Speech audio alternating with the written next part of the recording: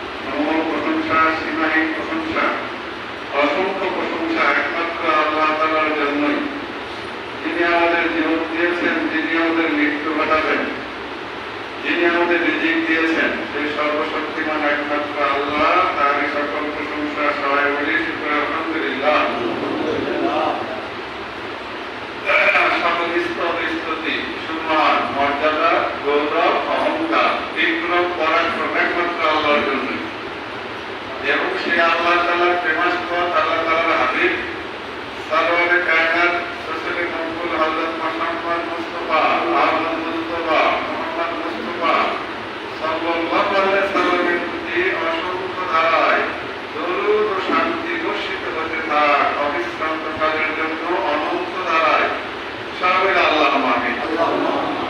এবং সেই সাথে রাসূল কারীম সাল্লাল্লাহু আলাইহি সাল্লামের পবিত্র প্রিয় বংশধরগণ, তার ঘনিষ্ঠ সহযোগীগণ, সাহাবে আজমাইনগণ, তাবেঈনগণ এবং এ পর্যন্ত যত সাদিকিন মুসলমান নরনারী কবরবাসী হয়েছেন তাদের সকলের উপর শান্তি বর্ষিত হতে থাক অবিশ্রান্ত ধারায় অনন্তকালের জন্য আমরা বলি আল্লাহুম্মা আমিন।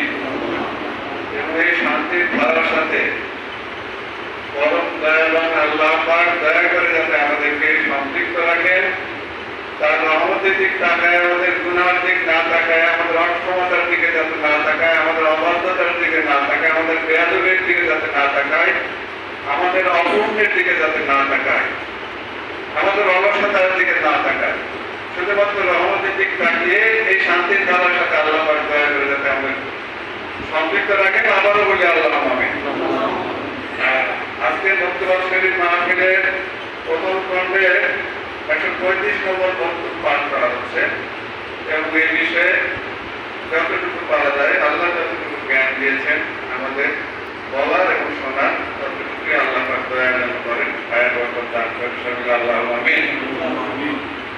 ইহা খালেদ বন্ধু মোহাম্মদ সিদ্দিকের নিকট লিখিতেছেন, বেলায়েত সম্বন্ধে ইহাতে বর্ণনা হইবে। জানা আবশ্যক যে বেলায়েত ফানা এবং বাঁকাকে বলা হইয়া থাকে। উহা হয়তো আমি কিংবা খাস হইবে, উহা হয়তো আম কিংবা খাস হইবে। আম বেলায়েতের অর্থ সাধারণ নৈকট্য এবং খাস বেলায়েত হযরত মুহাম্মদ সাল্লাল্লাহু আলাইহি সাল্লামের বেলায়েত বা নৈকট্য। উক্ত বেলায়েতে মুহাম্মাদিয়ার মধ্যে ফানা অর্থাৎ লয়প্রাপ্ত, বাঁকা অর্থাৎ স্থায়িত্ব পূর্ণতা হইয়া থাকে। যে ব্যক্তি উচ্চ নিয়ামত প্রাপ্ত হইল, ইবাদতের জন্য তাহার জন্ম কোমল অনুগত হইল এবং ইসলামের জন্য তাহার রক্ত মুক্ত হইল ও তাহার নফস প্রশান্ত হইল, অতএব সে স্বীয় প্রভুর প্রতি সন্তুষ্ট এবং তাহার প্রভু তাহার প্রতি সন্তুষ্ট হইল। তাহার বল অন্তঃকরণ স্বীয় পরিচালকের জন্য শান্ত হইবে এবং রূপ লাউক সেফাতের বিকাশের প্রতি পূর্ণরূপে মনোযোগী হইয়া আরোহণ করিতে চলিল। তাহার লুটিফায়ের সের শুরু নিতে পারার যাহা সমূহ গুণাবলীর মূল তাহার দর্শনে লিপ্ত হইল এবং এই মাকামে তড়িৎ পথ তাজাল দিয়ে জাতি প্রাপ্ত হইয়া থাকে ও তাহার পূর্ণ পবিত্রতা উচ্চতা হেতু হয়রান থাকে এবং তাহার আত্মা প্রকার দিয়ে উদাহরণ রহিত মিলনে সম্মিলিত হইয়া যায়। নিয়ামত প্রাপ্ত ব্যক্তিদের উভয় গতি চিত্ত করে। ইহাও জানা আবশ্যক যে বেলায়েতে খাচ্চা বা বিশিষ্ট নৈকট্য যাহাকে বেলায়েতে মুহাম্মাদিয়া বলা হয়, তাহার বুরুজ, নুজুল বা আরোহণ, অবতরণ উভয় যে অন্য সমস্ত বেলায়েত হইতে বিভিন্ন। বুরুজ বা আরোহণের দিকে বিভিন্নতার কারণ এই যে হাত বা লতিকার ফানা এবং বাঁকা এই বেলায়েতের জন্য খাস, অন্যান্য বেলায়েত সমূহের বুরুজ বা উন্নতি লতিকায় প্রতি পর্যন্ত অবশ্য ইহাদের মধ্যে তারতম্য আছে, অর্থাৎ কারো উন্নতি রূপ পর্যন্ত, কারো শেষ পর্যন্ত, কারো কবি পর্যন্ত এবং ইহায় আম বা সাধারণ বেলায়েতের শেষ মর্তবা এবং ইহায় আম বা সাধারণ বেলায়েতের শেষ মর্তবা। পক্ষান্তরে অবতরণের দিকে এই যে বেলায়েতে মুহাম্মাদিয়া ধারী ওলিগণের দেহসমূহ উক্ত বেলায়েতের অংশপ্রাপ্ত হয়। যেহেতু হযরত সাল্লাল্লাহু আলাইহি সাল্লামের মেরাজের রাতে সশরীরে আরোহণ করেছিলেন ও আল্লাহ পাকের যতদূর ইচ্ছা উত্তোলন করাইয়াছিলেন এবং তথায় বেহেশত দোজখ তাহার সম্মুখে আনিত হইয়াছিল। আল্লাহ পাকের যাহা ইচ্ছা হল ওহী দ্বারা তাহা জ্ঞাপন করাইয়াছিলেন এবং তাহার সপক্ষে আল্লাহ তাআলার দর্শন লাভ হইয়াছিল। এত দৃশ্য মেরাজ হযরত সাল্লাল্লাহু আলাইহি সাল্লামেরই হইয়াছিল মাত্র। অতএব তাহার পূর্ণ অনুসরণকারী ও তাহার পদানুগমনকারী ওলি আল্লাহগণ এই বিশিষ্ট মর্তবার অংশপ্রাপ্ত হন। মহৎগণের পান পেয়ালায় মৃত্তিকা অংশ পায়। অন্তত একটু দীর্ঘ, যাই হোক যতটুকু পাঠ করা হলো ততটুকু হয়তো আলোচনা করা সম্ভব হবে না, যতটুকুই আজকে সম্ভব হবে ততটুকুই আল্লাহ তৌফিক দিলে বাকি অন্য সময়। আমরা তো আল্লাহ তাআলার বান্দা, এটা তো আমরা সবাই জানি, এবং তার বন্দেগী করতে হবে এটাও জানি। জানি কিনা? আল্লাহ আমাদের মালিক, এটাও জানি। আমাদের এখনকার পরিবেশে এই প্রজন্মে জানা মানা এই সমস্ত জানা, বিশেষ করে জানাটা কত সহজতা মনে হচ্ছে যে আমরা এমনি জেনে ফেললাম, তা না। এই বিষয়গুলো জানার অন্তরালে বহু মেহনত জড়িত, বহু ত্যাগ তিতিক্ষা জড়িত। রাসূল করিম সাল্লাল্লাহু আলাইহি সাল্লাম ইবাদতের দিক দিয়ে, আমাদের ঈমান আকীদার দিক দিয়ে তার অনুসরণ করা আমাদের জরুরি, ঠিক কিনা? আল্লাহ পাক বলছেন যে রাসূলের অনুসরণ করলো সে আল্লাহরই আনুগত্য করলো। এখন রাসূল করিম সাল্লাল্লাহু আলাইহি সাল্লামের ত্যাগ তিতিক্ষা কম না বেশি? পৃথিবীর সেরা ত্যাগ স্বীকার করেছিলেন তিনি। তার শরীরের ঘাম মোবারক করেছে, তার পবিত্র শরীর থেকে পবিত্র রক্ত মোবারক করেছে। আমাদেরকে জানতে হবে সঠিক জিনিসটা, শুদ্ধ জিনিসটা, পরিশুদ্ধ জিনিসটা।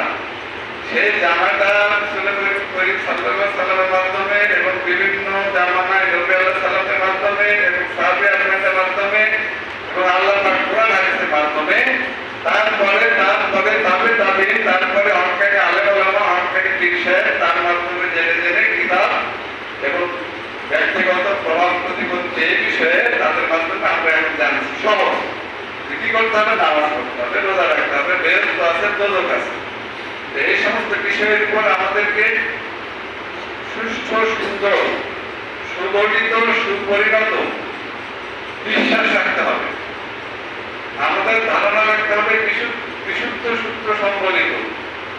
আমাদের উপায় খুঁজতে হবে সুপরিণত, সুবিস্তৃত। কি আহলে সুন্নাত ওয়াল জামাতের আকীদা অনুযায়ী যে সমস্ত সংবাদ রাসূল করিম সাল্লাল্লাহু আলাইহি সাল্লাম আল্লাহ পাকের পক্ষ থেকে হলো বচন বাহক, পবিত্র বচন বাহক, নবী শ্রেষ্ঠ নবী, বাণী বাহক। সেই রাসূল করিম সাল্লাল্লাহু আলাইহি সাল্লামের অনুসরণ আমাদের করতে হবে। তাকে আল্লাহ তাআলা সুসংবাদদাতা এবং সতর্ককারী রূপে পাঠিয়েছেন। তাকে আল্লাহ তাআলা রহমত স্বরূপ পাঠিয়েছেন। আমা আরসালনাকা ইল্লা রাহমাতাল লিল আলামিন। রাসূল করিম সাল্লাল্লাহু আলাইহি রহমত স্বরূপ পৃথিবীতে প্রেরিত হয়েছেন।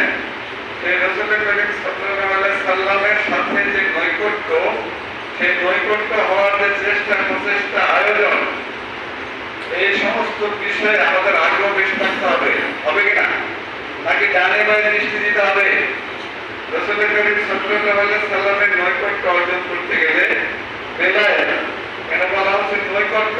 একটা হলো আম বেলায়েত মানে সম্পর্ক, সাধারণ সম্পর্ক, একটা হলো অসাধারণ সম্পর্ক, আর একটা হলো বেলায়েতে কোবরা, নবীগণের নিত্যের সম্পর্ক। নবীগণের, নবী আলাইহিস সালামগণের, বিশেষ করে রাসূল করিম সাল্লাল্লাহু আলাইহি সাল্লামের বৃত্তের মধ্যে যে একটা সম্পর্ক থাকে, সরাসরি না। সরাসরি কোনো ভাবে আমরা মানে গ্রহণ করতে পারবো না। পারবো নাকি? মুসা আলাইহিস সালামের মতো মহাপ্রেমিক মুসা সরাসরি তো ওই আলোটা দিতে পারেন নাই, পারছেন নাকি? আল্লাহ পাক যা খুশি তাই করেন, আমি যা ইচ্ছা তাই করি। মাহাজিল্লি মাইরি আল্লাহ পাক বলছেন, আল্লাহ পাকের ইচ্ছা রাসূল করিম সাল্লাল্লাহু আলাইহি সাল্লামকে সরাসরি দিদার লাভ করবে। পৃথিবীতে জীবদ্দশায় কোন নবী আলাইহিস সালাম কেউ দিদার লাভ করতে পারেন না আল্লাহ তাআলা পদ্ধতিভাবে এবং সশরীরে। এখন রাসূল করিম সাল্লাল্লাহু আলাইহি সাল্লাম তো দিদার লাভ করছেন না মেরাজের মাধ্যমে, একটা বিশেষ ব্যবস্থায় আল্লাহ তাআলা তাকে দিদার দিয়েছেন এবং বেহেশত দেখিয়েছেন, দোজখ দেখিয়েছেন এবং অনেক গায়েবী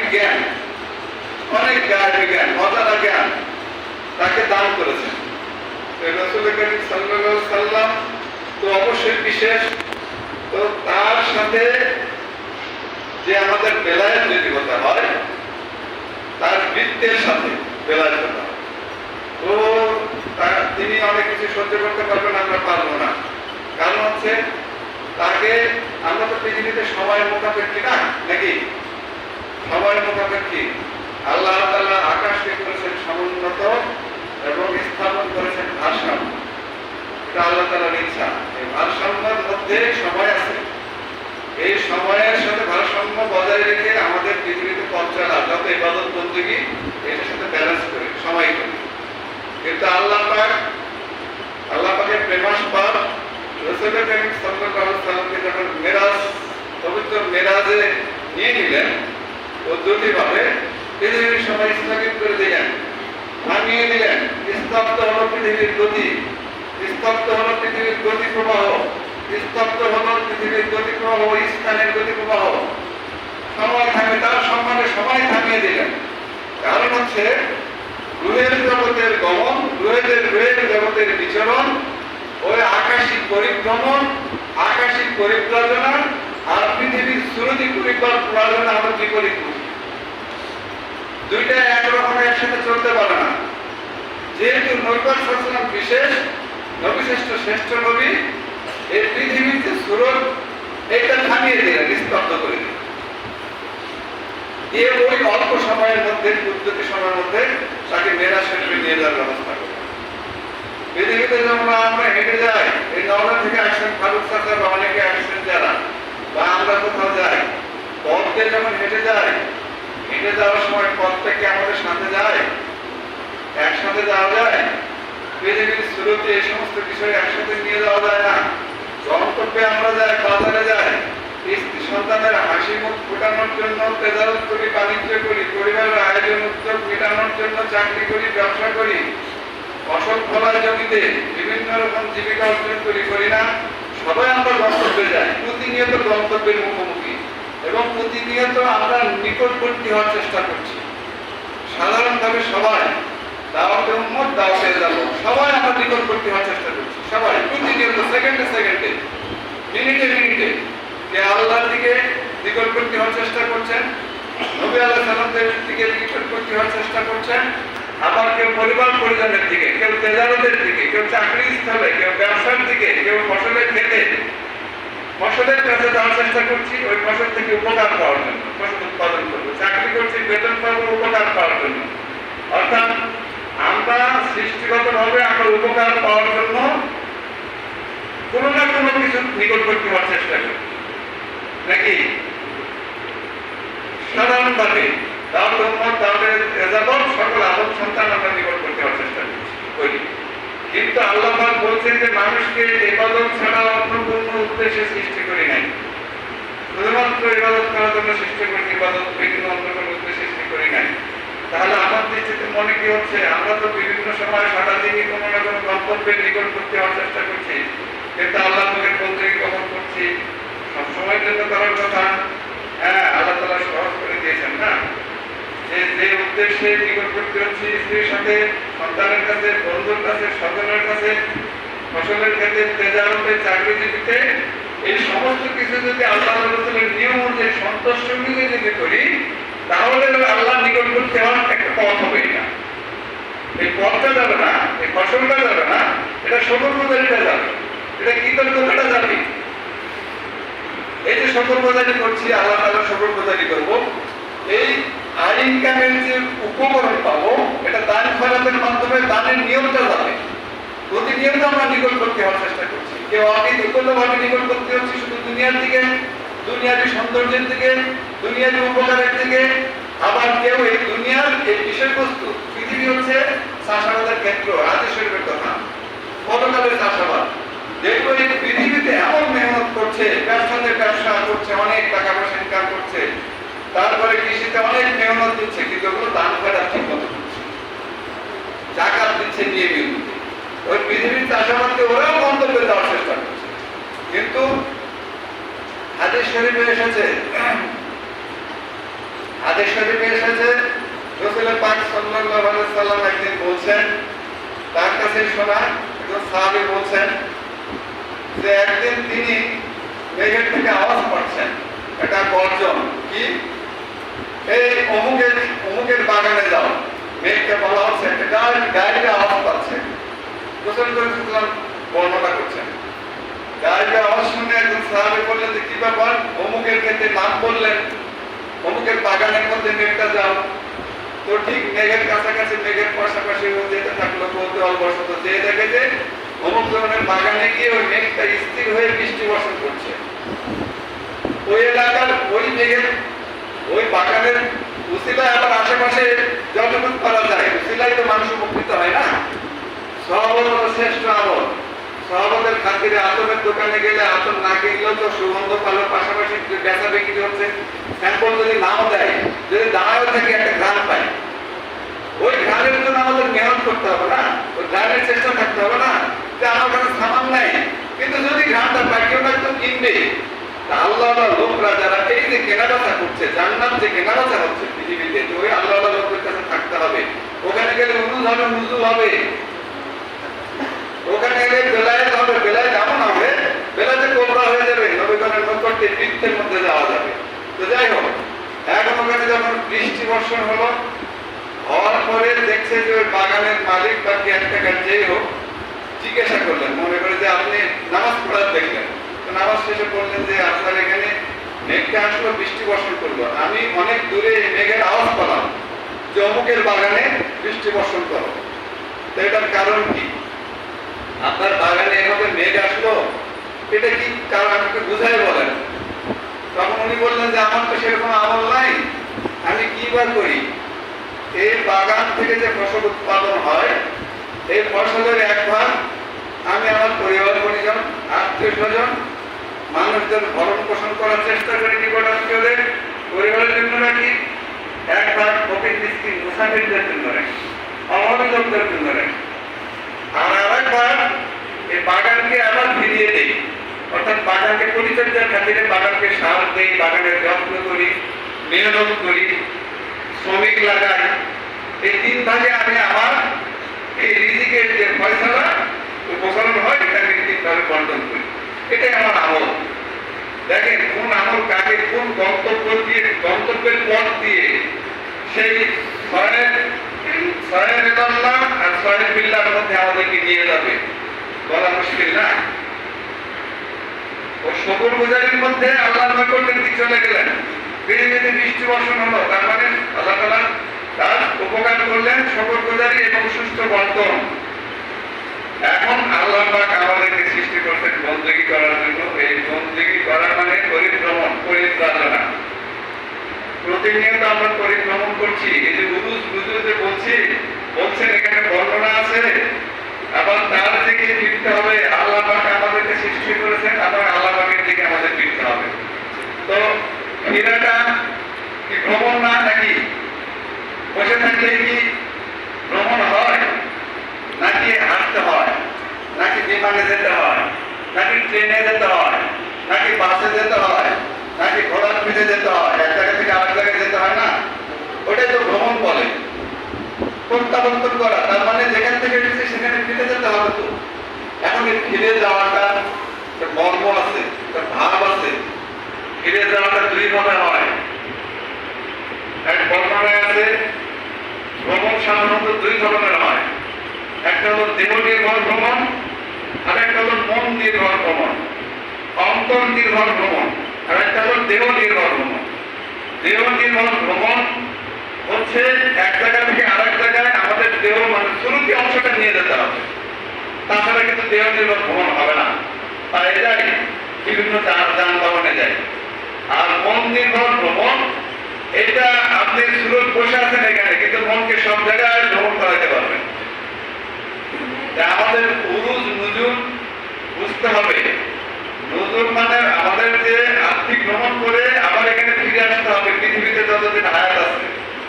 কারণ হচ্ছে মৌসুম একটাই, আমের মৌসুম গত বছর যে আমের মৌসুম গেছে, মনে করেন এই আম যারা যারা খাইছে, খেতে পেরেছেন, তো তারা ওই আমগুলো কি এবার খেতে পারবো? গতবারের আমগুলো ওই গাছ থেকে পেরে খেতে পারবো স্বাভাবিকভাবে সাধারণত? পারবো না। ওই জামানায় ওই সময়ে গতবারে যারা যারা এই আমের সহমতে ছিল, আমের নৈকট্য লাভ করেছিল, ওই আমগুলো তারা খেয়েছেন মৌসুম অনুযায়ী। আবার 10 বছর পরের লোক ওই গত বছরের আম খেতে পারবে না। তার আগের বছরের লোক, 10 বছর আগের লোক, 5 বছর 3 বছর আগের লোক ওই আম খেতে পারবে না। সিজন একটাই, যে সিজন থাকবে সেই সিজনে আম খেতে পারলে ওই আমের উপকার পাওয়া যাবে। এখন নবীর জামানায় নবী আল্লাহ তাআলা পাঠিয়েছেন, সাহাবী আজমাইদের জামানায় সাহাবী পাঠিয়েছেন এই উরুজ নুজুলের জন্যই, আর্থিক ভ্রমণের জন্যই, বেলায়েতের কোবরা, বেলায়েতের সগরা, বেলায়েতের খাচ্চা, এইসবের মধ্যে থাকার জন্য, এইসবের মধ্যে থেকে আমাদের ভ্রমণ করার জন্য। এখন আমাদের জামানায় এরকম একটা সুমিষ্ট সুরান আসছিল, ওই সিজনে একটাই, যিনি আমাদের জানা মতে, আমাদের বিশ্বাস মতে, বর্ণনা মতে, তার কাছে শোনা মতে 66 বছর হায়াত পেয়েছিলেন খাজা মোহাম্মদ মামুন মসজিদ রহমতুল্লাহ আলাইহি। ওই সিজন চলে গেছে, ওই সিজনে যারা তাকে সহমতে পেয়েছে, সুরান পেয়েছে, তারা নিশ্চয়ই সৌভাগ্যবান। তারা সৌভাগ্যবান এবং তাদের সাথে যারা থাকবে ধারাবাহিকভাবে সবাই সৌভাগ্যবান হবে। যদি আমরা শুকর গুজারি করি, যদি সহমত এখতিয়ার করি, তার সাথে তার সুগ্রামের সাথে শুকরিয়া যারা আদায় করবে, তাদের সাথে শুকর গুজারি করতে হবে। শুকর গুজারির সহমত আছে, তো আছে না? শুকর গুজারির সহমত আছে। এখন মামুন রহমতুল্লাহ সেরকম সয়েব ইলাল্লাহ, আল্লাহর দিকে গমন, সয়েব বিল্লাহ, আল্লাহর মধ্যে ভ্রমণ, অর্থাৎ ফানা বাঁকা সুপরিণত হয়েছিল, ফানা বাঁকা সুনির্দিষ্ট হয়েছিল তার, ফানা বাঁকা সুনির্দিষ্ট সুদৃঢ় হয়েছিল, স্থায়ী হয়েছিল। তার ফানা বাঁকা স্থায়িত্বের কারণে ওই আল্লাহ তাআলার দেওয়া নূর রাসূলের নবী সাল্লাল্লাহু আলাইহি ওয়াসাল্লামকে যে দিয়েছেন এবং আল্লাহ তাআলার মকবুল বান্দাদেরকে যে দিয়েছেন, তার আকাবরদের দিয়েছেন, সেই নূরের আহরণ এবং বিতরণকে আল্লাহ পাক কোরআন কারীমে তো বলেই দিয়েছেন যে আল্লাহ ইসলামের জন্য যার পক্ষ প্রশস্ত করে দেন, আল্লাহ ইসলামের জন্য যার পক্ষ প্রশস্ত করে দিয়েছেন, সে তার প্রভু প্রদত্ত আলোতে রয়েছে, নূরের মধ্যে রয়েছে। এটা আল্লাহ পাক বলছেন, আল্লাহ যার পক্ষ ইসলামের জন্য উন্মুক্ত করে দিয়েছেন, উন্মুক্ত মানে সুপরিণত, আনাপানা সবই আছে, এবং তার প্রভুর আলোতে রয়েছে, নূরের মধ্যে রয়েছে, আল্লাহ প্রদত্ত আলোর মধ্যে রয়েছে। এখন আল্লাহ প্রদত্ত আলোর মধ্যে যিনি থাকবেন, তিনি কত বড় মর্যাদাধারী। এবং এই আয়াতে বলা হচ্ছে সে কি সমান যে এরূপ নহে, আল্লাহ প্রদত্ত নূরের দ্বারা যে রঞ্জিত সে, আর আল্লাহ প্রদত্ত নূর যার উপরে অবতীর্ণ হয় না সে, দুজন কি সমান?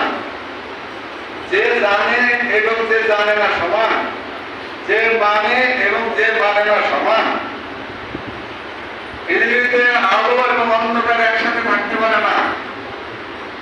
পৃথিবীতে আলো অন্ধকার থাকে, আল্লাহ তাআলা কুদরতিভাবে পাশাপাশি রাখছেন, একসাথে থাকতে পারে না। এখানে একটা লাইট জ্বালাবেন 100 পারে, আবার এখানে অন্ধকার আশা করবেন, পাওয়া যায় নাকি? আলো থাকলে অন্ধকার থাকবে না, অন্ধকার থাকলে আলো থাকবে না। আলোটা যদি না থাকে তাহলে অন্ধকার। এখন আমি গন্তব্যে হেঁটে গন্তব্যে যাচ্ছি, কিন্তু আগের গন্তব্যে আমি একসাথে থাকতে পারবো না, আরেক গন্তব্যে যেতে হবে। এখন পৃথিবী এবং রুহের জগৎ এটা হলো একে অপরের বিপরীত একটা বস্তু। এটা কুদরতিভাবে আল্লাহ তাআলা পৃথিবীতে আমাদের শরীরে সমন্বয়ে সমন্বিত করে দিয়েছেন। কুলিল রূহ মিন আমরি রাব্বি, তা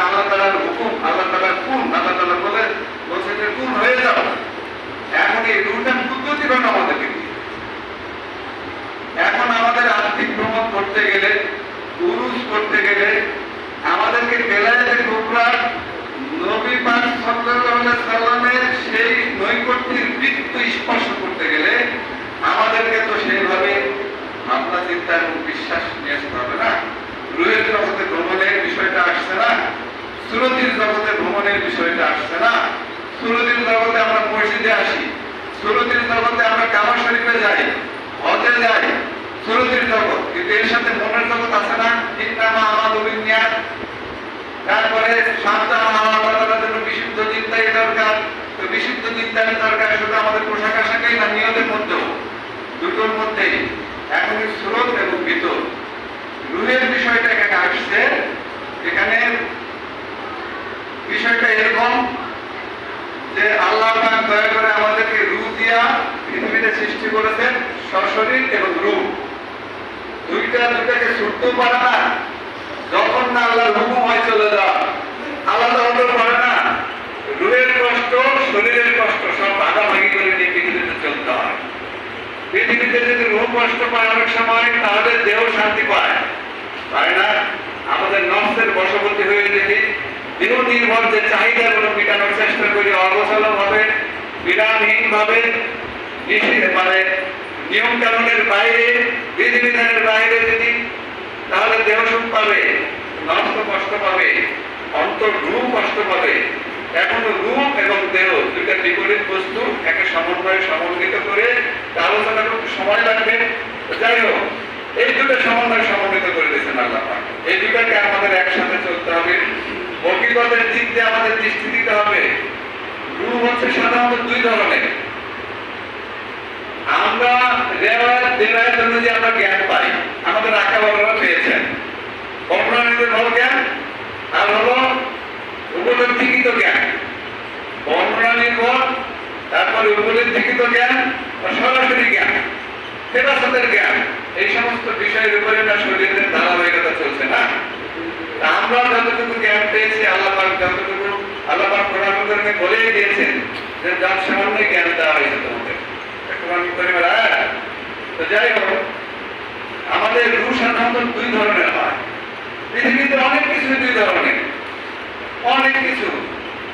এখন রূহটা সাধারণত দুই ধরনের হয়। একটা হলো ইনসানি, আর একটা হলো রূহ হাওয়ানি।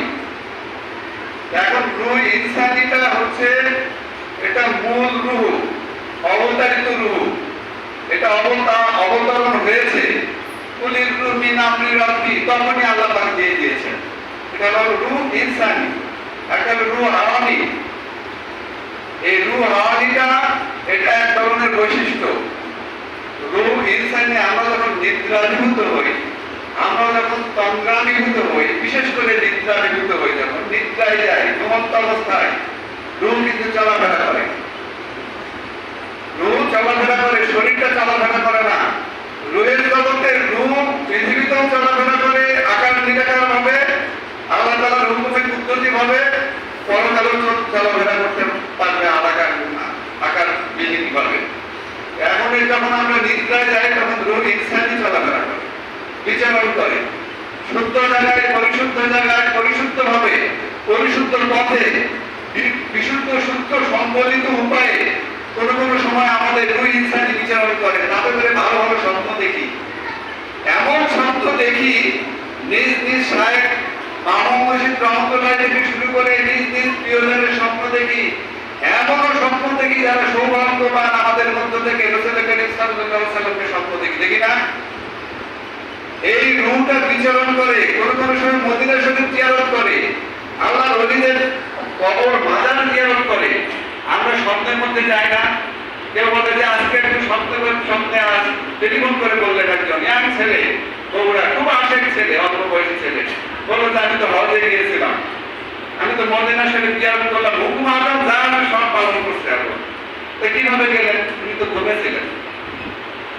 এখন রূহ ইনসানিরা শুদ্ধভাবে, পরিশুদ্ধভাবে, পবিত্র উপায়ে, বিশুদ্ধ শুদ্ধ সম্বলিত উপায়ে রূহ ইনসানিটা গমন করছে কোথায়? কাবা শরীফে। তো সৌভাগ্যবান না?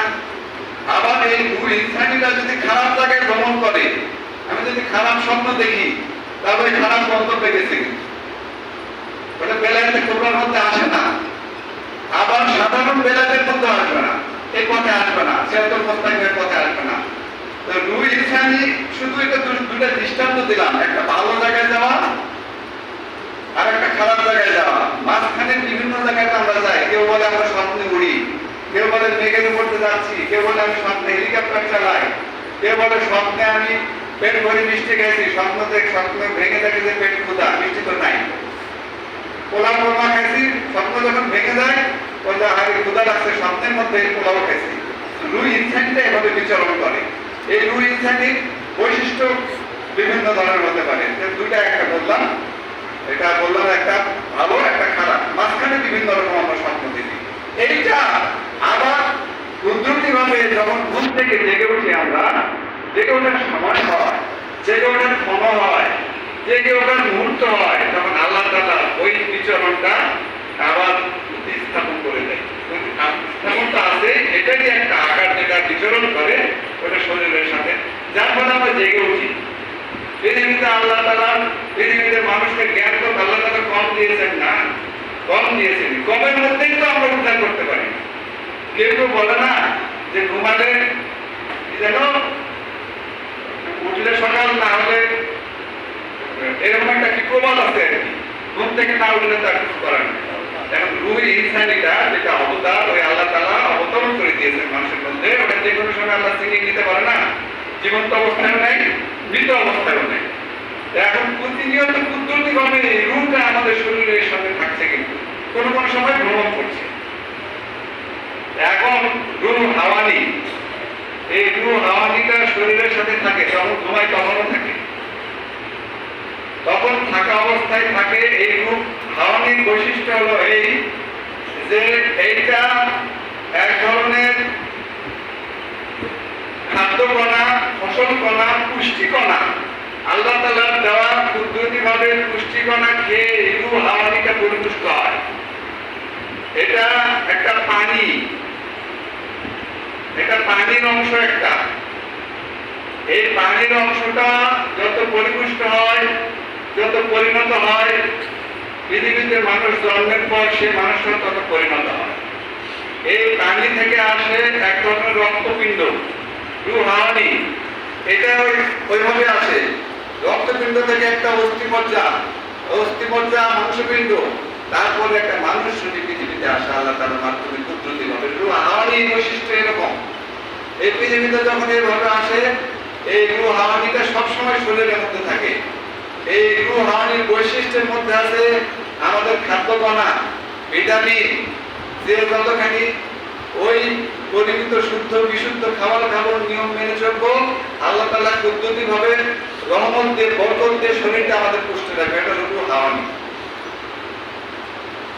স্থায়ী রুহ যেটা রুহ ইনসানি, ওটাই সাথে আসছে, চলে যাবে যখন আমাদের খরচটা আলাদা হবে, ইন্না লিল্লাহি ওয়া ইন্না ইলাইহি রাজিউন, তখন ওটা চলে যাবে।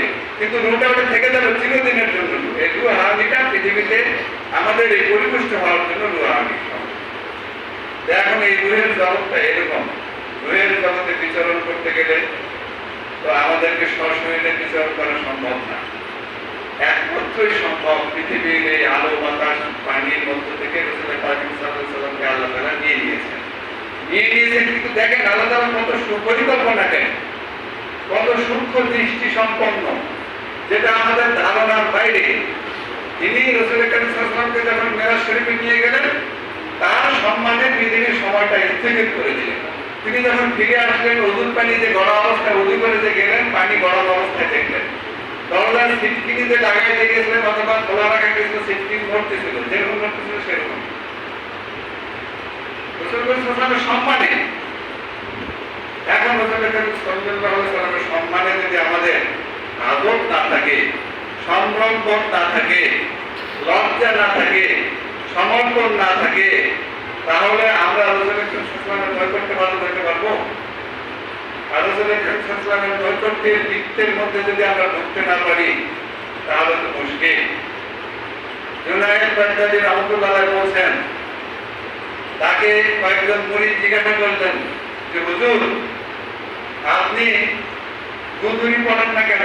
আপনি দেখি আলেমদের মতো একটা আমির পোশাক পরেন, ধনী লোকরা যেরকম পরে, আমির লোকরা পরে ওই পোশাক পরেন। গুদুরি মানে একটা সন্তান বস্ত্র, তৎকালীন সময়ে সাধকরা যে এক ধরনের বিশেষ পোশাক পরতেন, সেই পোশাক যারা সাধনা করতেন। জুনাইদ বাগদাদী রহমাতুল্লাহ বললেন যে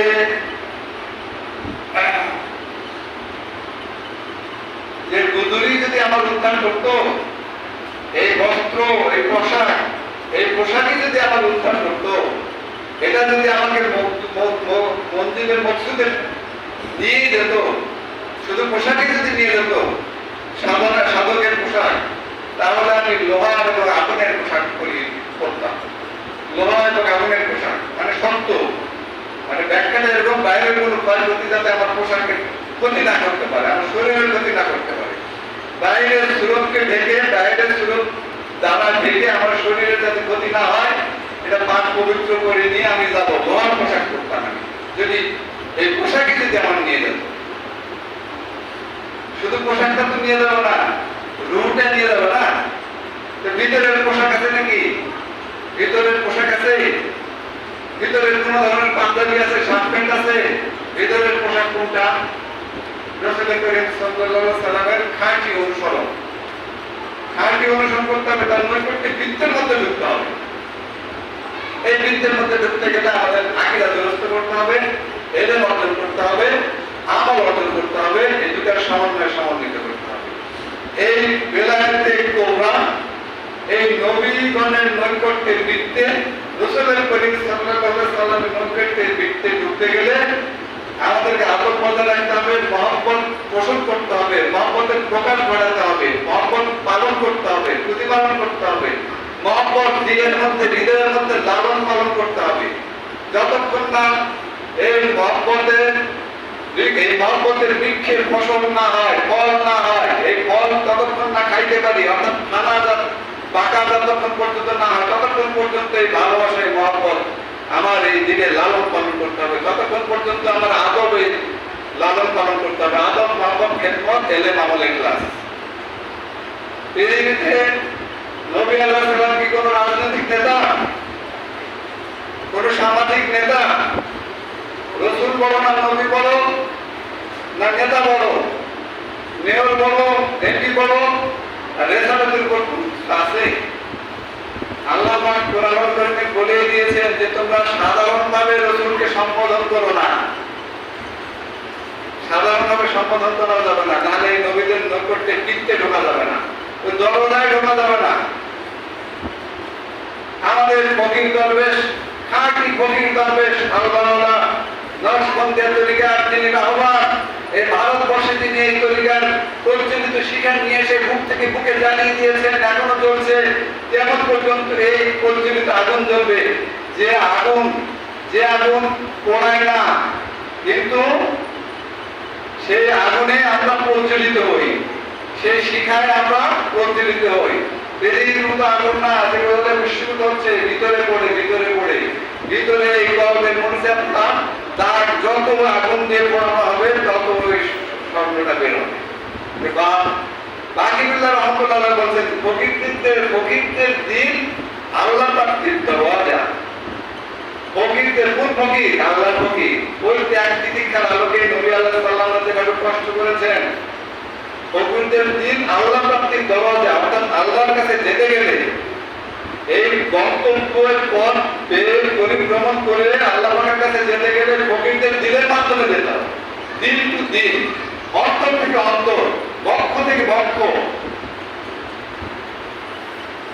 আমাদের সাহেব মাহমুদ রশিদ রহমতুল্লাহ সে প্রচলিত শিখার, সে আগুনের আহ্বান বিতরণকারী, তিনি তার কবিতার একটা লিখে দিয়েছেন যে বিশ্বাস জ্বালিয়ে রেখে সঙ্গোপনে চলে গেল একজন কবি, বাংলাদেশ জাতীয় জন্মভূমি ছিল। কি ভালোবাসা, কি প্রেম! নবীদের নৈকট্যের বৃত্তে তিনি কিভাবে প্রবেশ করেছেন? সবকিছুর মূলে ভালোবাসা না? বিশ্বাস জ্বালিয়ে রেখে সঙ্গোপনে চলে গেছে একজন কবি, বাংলাদেশ জাতীয় জন্মভূমি ছিল। সে বিশ্বাসটা তিনি জ্বালিয়ে রেখেছেন, জ্বালিয়ে দিয়েছেন। এই জ্বালানোর প্রক্রিয়ার আয়োজনের উদ্যোগে আমাদের যত খেদমত, এই চেষ্টা যাতে আরো সুনির্দিষ্ট আল্লাহকে সাহায্য চাই। যে যে অবস্থানে থাকে না কেন, যেখানেই থাকে না কেন, দায়িত্বশীল হোক আর অদায়িত্বশীল হোক, সাধারণ হোক আর অসাধারণ হোক, এই নেসবতি সিদ্দিকীর, আবু বকর সিদ্দিক রাদিয়াল্লাহু তাআলার সাথে সম্পর্ক, রাসূল করিম সাল্লাল্লাহু আলাইহি ওয়াসাল্লামের নৈকট্যের কৃতিত্বের সাথে সম্পর্ক, যে যে অবস্থান থেকে আছি আমরা খেদমত করি না কেন, আমরা একটু ভালোবাসি না কেন, মানুষকে ভালোবাসি, প্রাণী পাখিকে ভালোবাসি, নিয়ম অনুযায়ী ভালোবাসি, যেটা ভক্ষণ করতে বলেছেন পশু পাখি সেটা ভক্ষণ করে শুকরগুজারি করি, আর যেটা ক্ষতি করতে না করছে সেই প্রাণী পাখির প্রতি সদয় হই, আমরা দাওয়াতের কাজে লিপ্ত হই অবস্থান অনুযায়ী, সামর্থ্য অনুযায়ী। মাহমুদ হোসেন রহমতুল্লাহর একটা কবিতা ছিল, আমাকে সামর্থ্য দাও। কি লিখেন নাই তিনি? এই রুহের জগৎ, এই কষ্টের কবি আকবা, এই যে এখানে বলা হচ্ছে মহৎগণের পান পেয়ালায় মৃত্তিকা অংশ পায়। ছোট্ট একটা কথা, মহৎগণের পান পেয়ালায় মৃত্তিকাও অংশ পায়।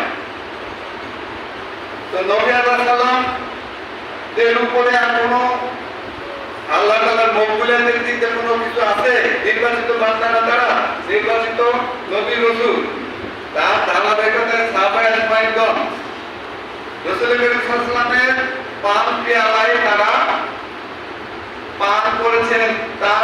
তার উপস্থিতিতে তিনি কিভাবে পান করেছেন? পান পেয়ালায় মনে বলেন একটা সহজ উদাহরণ দেই, যে আগেকার দিনে তো মাটির পেয়ালা আমরা খাইতাম, মাটির মগে পানি খাইতাম, হয়তো না? এখন মাটির মগ হোক আর দামি মগ হোক, কত দাম একটা হইতে পারে মগ? বেশি তার দাম না। যে খাদ্যটা খায়, যে দুধটা খায়, যে জুসটা খায়, যে উপকারী জিনিসটা ওই পেয়ালায় খায়, ওই উপকারী জিনিসটা দামি না? ওই দামি জিনিসের সাথে খাওয়ার জন্য একটা অপ্রচলিত কম দামে একটা দইটা খায়, মাটির একটা ছোট ডুঙ্গি, এখনো প্রচলন আছে না? দইটা তো দামি না, দাম যতই হোক, শিল্প মূল্য না, এটা পুষ্টি মূল্য আছে, কি না? পুষ্টি মূল্য আছে দইয়ের, অনেক পুষ্টি মূল্য, শেষ করা যাবে না। যেরকম এক রাজার পানি খাওয়ার একটা বিষয় আছে, যে পানির দাম কত বলছিল, ঘটনা বলতে সময় লাগবে। একটা কৃষ্ণার্ত রাজা পানি খাওয়ার জন্য তার রাজত্ব দিয়ে দিচ্ছে, এক গ্লাস পানির জন্য। তার এত পানির দরকার ছিল, তার পানি ছিল না। মূল্য কত? পানির এক গ্লাস মূল্যের দাম কত? এখন এই দইয়ের উপকারী একটা পুষ্টিগুণ, পুষ্টি মূল্য কত? এটার সাথে কম দামের একটা মাটির পেয়ালা, তার সাথে সহজের কারণে তার ওই একসাথে ওই সময় আন্দাজে অংশ নেয়, ওইটুকু অংশ নেয়। এখানে মহৎগণের পান পেয়ালায় মৃত্তিকা অংশ পায়। এখন নবীর জামানার সাহাবে আজমাইনগণ নবী পাক সাল্লাল্লাহু আলাইহি ওয়াসাল্লামের পান পেয়ালার সাথে এমন ভাবে ফানা হয়ে গিয়েছিলেন, এমন ভাবে বাঁকা অবলম্বন করেছিলেন, স্থায়ী বাঁকা অবলম্বন করেছেন, স্থায়ী সম্পর্ক হয়েছিল, যে সাহাবে আজমাইনগণ আকাশের জল দান করলে উহুদ পরিমাণ পাহাড়ের সমান জল অন্য জামানায় কেউ যদি দান করে তার সমতুল্য হবে না। সাহাবে আজমাইনগণ যে এত বড় মর্তবাধারী হল কি জন্য? নবী সাল্লাল্লাহু আলাইহি ওয়াসাল্লামের সাথে ফানা বাঁকা হওয়ার কারণে, তার সাথে অনুরক্ত হওয়ার কারণে। নাকি সাহাবে আজমানদের হাত পা অনেকগুলো ছিল, 5000 বছর বাঁচছে, এরকম তো না। এখন এই জন্য ফানা বাঁকার দিকে আমাদের দৃষ্টি দিতে হবে, যে বিলীন হতে হবে। আল্লাহ তাআলা আমাদেরকে এমন ভাবে সৃষ্টি করেছেন,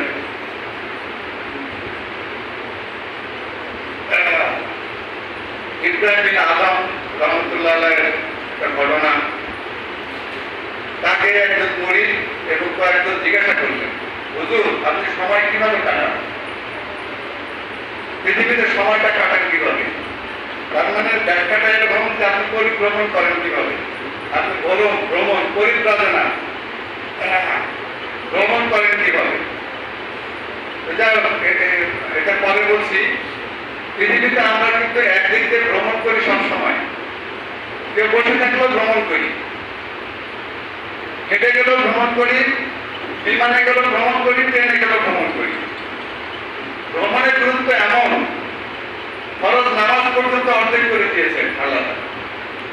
সুরতি ভ্রমণ। সুরতি ভ্রমণের সাথে যদি অন্তরের ভ্রমণটা সংযুক্ত হয়, অন্তরটা যদি পবিত্র থাকে যে আল্লাহ সন্তুষ্টির জন্য, ওই বেলায়েতের কোরবানের সাথে সম্পর্ক স্থাপন করার জন্য, তাহলে তো সময় পাবে না। এখন পৃথিবীতে যেভাবে হেঁটে যায়, তো এই যে পরিভ্রমণ করা, তার মানে আমরা পরিভ্রমণ করছি, এটা বোঝা যাচ্ছে। কিন্তু আমরা যদি কোথাও পরিভ্রমণ নাও করি, এক জায়গায় একটা লোক এক বাসায় খাওয়া পড়া শোয়া 10 বছর ধরে যদি থাকে বসে, তো ওই লোকটা বৃদ্ধ হবে কিনা? 50 বছর থাকে বৃদ্ধ হবে কিনা? হবে তো নাকি? জ্ঞানী থাকবে, যৌবন থাকবে নাকি? সময় গতিশীল না, পৃথিবীতে তো গতিশূন্য না, গতিপূর্ণ। এখন কেউ এক জায়গায় যদি 50 বছর বসেও থাকে, তাও সে বৃদ্ধ হচ্ছে, চুল পেকে যাচ্ছে। আমারই তো বাস্তব ঘটনা, বা আপনারা মিলিয়ে নিবেন অনেক সময়। বিদেশ গেছে, বা আমি ঢাকা থেকে আসছি, অনেক বছর এক লোকের সাথে দেখা নাই, হঠাৎ দেখে চোখ করছি, আরে চুল সাদা হয়ে গেছে, দাড়ি সাদা হয়ে গেছে, আমারও তো চুল পেকে গেছে, সেদিকে নজর নাই। নিজের চোখ দিয়ে নিজের পুরো শরীর দেখা যায় নাকি? দেখা যায় না। নিজের বয়সটাও বোঝা যায় না, উপলব্ধি করতে পারি না। আরেকজন থেকে আমি চমকে উঠলাম, হতাশ হয়ে গেলাম, উঠেছি, শব্দ হয়ে গেল। ওই মুহূর্তের জন্য কিছুই ভালো লাগলো না। ওই মুহূর্তটা যদি বারবার আসতো, বারবার থাকতো, খানা বাগার মধ্যে যদি থাকতাম বারবার, যে আমার কিছুই নাই, আমার শরীর নাই, আমার চোখ নাই, আমার কান নাই, আমার নাক নাই, এই যে শ্রবণ শক্তি, দৃষ্টি শক্তি কিছুই নাই, এরকম করতে করতে শেষে আমার ঘরটাই নাই, শরীরটাই নাই, তাহলে আমি শূন্য। আমার যদি কিছু যদি একটার একটা পার্টস আমি মাইনাস করলাম, ভাবতে ভাবতে মনে করে, শেষে দেখলাম যে কিছুই নাই, শূন্য। শূন্য মানে শূন্যের মধ্যে আল্লাহ আছে, আর অস্তিত্বের মধ্যে, আমাদের অস্তিত্বের মধ্যে মাদক করিয়েছে। এখন যাই হোক, ওই মানুষের বয়স থেকে আমি চমকে উঠলাম, কিন্তু নিজেরও তো বয়স হবে। তার মানে পৃথিবীতে মানুষ ভ্রমণ করছে, পরিভ্রমণ করছে, জীবনও বিদেশ যায় নাই, কিন্তু বুড়া হলো কেন? তা আমরা শিশু হোক, কিশোর হই, সবাই পরিভ্রমণ করছি, জন্মের পরে পরিভ্রমণ, পরিভ্রমণ শেষ, আমরা পরকালে চলি। এখন জুনায়েদ বাগদাদী রহমতুল্লাহর একটা ঘটনা, যে আপনি সময় কিভাবে কাটান। তিনি বলছেন যে আমি সময় সাধারণত 4 উপায়ে কাটাই, মানে পরিভ্রমণ করি 4 উপায়ে, ভ্রমণ করি 4 উপায়ে। কিভাবে? যে আমি যখন নিয়ামত প্রাপ্ত হই আল্লাহ তাআলার পক্ষ থেকে, তখন শুকরগুজারি করি। শুকরগুজারি করে আমি আল্লাহর দিকে, শুকরগুজারির বাহনে চড়ে আল্লাহর দিকে গমন করি, আল্লাহর দিকে গন্তব্যে যাই। ছয়ের আল্লাহর মধ্যে অবস্থান করে, পরে ছয়ের বিল্লাহ আল্লাহর মধ্যে ভ্রমণ হবে। আর যখন আমি মুসিবতে পড়ি, তখন ধৈর্যের বাহন, সহিষ্ণুতার বাহন, এটার বাহনে চড়ে আমি আল্লাহর দিকে গমন করি, সহিষ্ণুতার বাহনে চড়ে। আর যখন ইবাদত করি, তখন আমি প্রেমের বাহনে চড়ে আল্লাহর দিকে গমনে যাই, ভালোবাসার বাহনে যখন ইবাদত করি। আমাদের প্রত্যেকটা ইবাদত অনুসরণী ইবাদত, না? রাসূল করিম সাল্লাল্লাহু আলাইহি ওয়াসাল্লামের অনুসরণী ইবাদত, নামাজ, রোজা, হজ, যাকাত আর অনুসরণ। যাই হোক, যখন আমি ইবাদত করি, তখন প্রেমের বাহনে চড়ে আমি আল্লাহর দিকে গমন করি।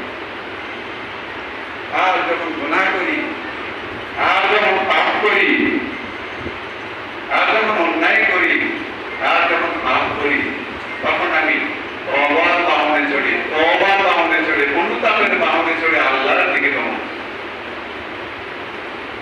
এই 4টা বাহনের মধ্যে তো সব অনেক কিছু আছে, না? এখন আমাদের এই আল্লাহর দিকে গমন, আল্লাহ এই দিকে গমন করতে গেলে আমাদেরকে এই বিষয়গুলোর উপরে গুরুত্ব দিতে হবে। আমাদের গুরুত্ব দিলে আমাদের খানা বাটাও হবে, তারপরে অভিষ্ট লক্ষ্যে আমরা পৌঁছবো, আমাদের মকসুদ হাসিল হবে, মঞ্জিলে মকসুদ হাসিল হবে। আল্লাহ পাক দয়া করে আমাদেরকে সবাইকে তৌফিক দান করুন, সবাই মিলে আল্লাহ আমিন। এরকম তৌফিক দান করুন যাতে আমাদের জীবন চরিত সহজ হয়। আমরা আমাদের আমলের হিসাব যাতে না করি, আমাদের এলেমের হিসাব যাতে না করি সারাদিন, শুধুমাত্র আমাদের পাপের হিসাব করি, অন্যায়ের হিসাব করি, আর আল্লাহর দয়ার হিসাব করি। আল্লাহ ক্ষমা ছাড়া কোনো উপায় নেই। আল্লাহ পাক ক্ষমা না করলে তো আমাদের কোনো উপায় আছে? আল্লাহ পাক কোরআনুল কারীমে বলেই দিয়েছেন যে আল্লাহ তাকে সৎ পথে পরিচালিত করতে চায়, তাকে তার লক্ষ্য ইসলামের জন্য প্রশস্ত করে দেন। আর যাকে সর্বপথে পরিচালিত করতে চান না, তার পথ ইসলামের জন্য বন্ধ করে দেন, তাতে করে কঠিন করে দেন, তাতে করে আকাশে আরোহণের মতো, পাহাড়ে আরোহণের মতো কষ্ট সামনে। তাই অবতীর্ণের পরে সাহাবী আজম জিজ্ঞাসা করলেন, এটার ব্যাখ্যা জানতে চাইলেন যে পক্ষ প্রশস্ত কি। তখন রাসূল করিম সাল্লাল্লাহু আলাইহি সাল্লাম বলেন, আবু হুরায়রা রাদিয়াল্লাহু আনহু থেকে উল্লেখ আছে, রাসূল করিম সাল্লাল্লাহু আলাইহি সাল্লাম বলেন যে পক্ষ প্রশস্ত হচ্ছে এরকম যে আল্লাহ তাআলার পক্ষ থেকে এক ধরনের নূর নিক্ষেপ হয়, যার উপরে তার পক্ষে প্রশস্ত হয়। তাহলে ওই নূরের সাহায্যের জন্য কিন্তু আমাদের আল্লাহর কাছে কাঁদতে হবে, চাইতে হবে। শুধু সাধনা করলে হয় না, আল্লাহ দয়া করলে সাধনা গ্রহণ করবেন না। কামালিয়াত তো অর্জন না, কামালিয়াত হচ্ছে আল্লাহ পাকের দয়া। এটা তাফসীরে মাজারিতে আছে। কামালিয়াত হলো অর্জন না, অর্জন মানে নিজে নিজে চেষ্টা করি। হ্যাঁ, নিজে নিজে চেষ্টা করে আল্লাহ দয়া করলে হবে, সব কিছু আল্লাহ দয়া করবে।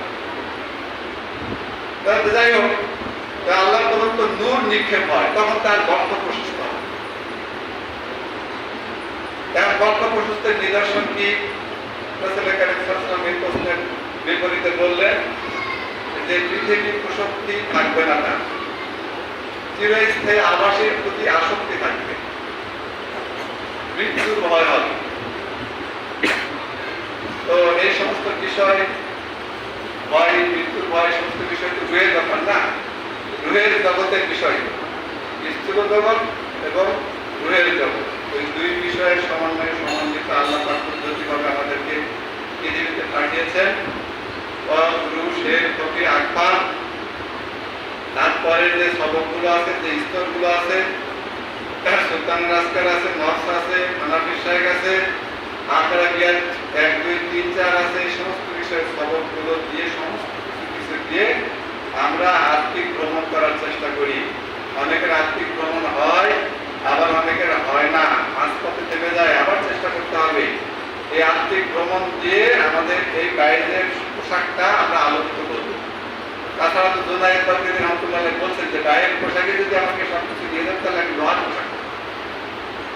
আর এই পরিভ্রমণের মধ্যে আমাদের থাকতে হবে। মুসা আলাইহিস সালাম, মালিক ইবনে দিনার থেকে বর্ণনা আছে, মুসা আলাইহিস সালাম বলছেন যে তোমরা, আল্লাহ তাআলা বলছেন যে তোমরা ওই মাধ্যমে বলেছেন তোমরা লোহা এবং লোহার জুতা পরে, লোহার পোশাক পরে ভ্রমণ করতে থাকো, যতক্ষণ পর্যন্ত লোহা এবং লোহার জুতা এবং লোহার পোশাক কারাদীর্ণ, জীর্ণ শীর্ণ, বিধ্বস্ত না হয়, যতক্ষণ পর্যন্ত ভ্রমণ করতে থাকো।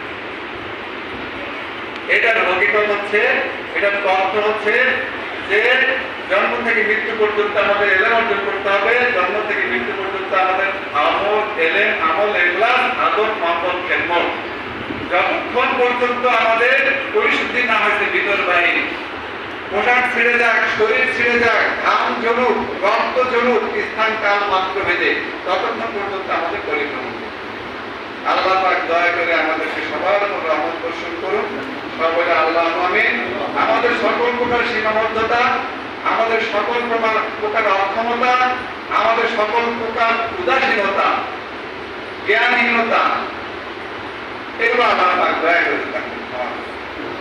কারণ রাসূল করিম সাল্লাল্লাহু আলাইহি ওয়াসাল্লামের অনুসরণ ছাড়া কোনো ইবাদতই হবে না। ঈমানদারিত্বের প্রধান শর্ত। আল্লাহ পাক কোরআনুল কারীমে আরেকটা বলে দিয়েছেন যে আমার রাসূলের মধ্যে পার্থক্য করো না তোমরা। রাসূল করিম সাল্লাল্লাহু আলাইহি ওয়াসাল্লাম নিজেই বলছেন যে আমি আল্লাহর কাছে দোয়া চাই এবং পানা চাই কয়েকটা বিষয়ে। কি? যে আল্লাহ তুমি এমন জ্ঞান দিও না যে জ্ঞান দিয়ে আমি উপকার পাবো, তুমি এমন অন্তর দিও না যে অন্তর বিগলিত হবে না, যে অন্তর পুলকিত হবে না। ব্যাখ্যাটা এরকম, যে অন্তর গ্রহণ করতে যাবে না, মন গুরমুখে বলবে না, এই অন্তর দিও না। এমন দোয়া দিও না, এমন দোয়া তৌফিক দিও না যে দোয়া কবুল হয় না। রাসূল করিম সাল্লাল্লাহু আলাইহি ওয়াসাল্লাম কতখানি রহমতুল আলামিন। সংবাদ পৌঁছানোর জন্য অন্য কোনো কাজ তো আমাদের নাই, সমর্পণ ভিন্ন কথা করে কোন জানা বালাগুলো বিকামালি